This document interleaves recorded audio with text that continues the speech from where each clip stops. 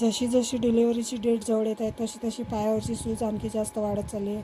म्हणूनच त्यासाठीच म्हटलं घरीच आपण मालिशचं तेल करूया. पहिल्या प्रेग्नन्सीच्या वेळेस पण मी हे तेल बनवलं होतं, तर ह्याचं मालिशसाठी खूप छान फरक पडतो, खूप छान रिझल्ट आहे. त्यासाठीच तेल गरम करून घेतलं, 4-5 लसणाच्या पाकळ्या ठेचून घेतल्या आणि पोहे खाण्याच्या चमच्यानी 2 चम्मच इकडे ओवा घेतला. तेल गरम झाल्यानंतर त्यामध्ये ओवा टाकून घेतला, ठेचलेल्या लसणाच्या पाकळ्या टाकल्या आणि 1 चम्मच मीठ टाकून मस्त तेल कडकडीत गरम करून घेतलं. त्यानंतर बऱ्याच दिवसातून आज माझा भाऊ घरी आला होता, तर त्याला बघून श्रीजा तर खूप जास्त खुश झाली होती. मामा आला घरी, तिला खूप जास्त आनंद झाला होता. तर मग त्यांच्यासाठीच इकडे सरबत करायला घेतली. आता उन्हाळा सुरू आहे, तर मी चहा न करता सरबतच करायला घेतली. तर पाहुणे विदर्भातले आहेत म्हणल्यावर विदर्भ स्पेशलच लाल आंबाडीचा सरबत केला होता. मग त्यांना इकडे सरबत वगैरे दिली.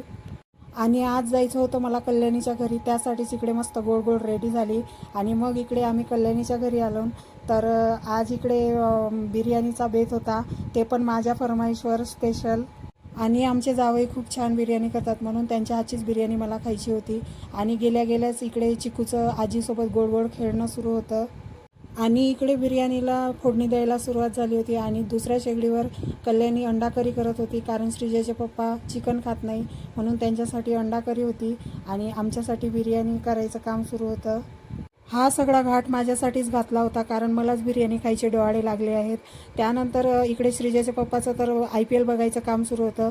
त्यांना फक्त चहा उकडता येतो, स्वयंपाक काही करता येत नाही. मग इकडे मस्त बिर्याणी पण शिजली होती, सगळ्यांनी मिळून मस्त जेवणं वगैरे केली आणि बिर्याणी खूप छान झाली होती. हॉटेलच्या बिर्याणीला पण मागे टाकेल इतकी छान.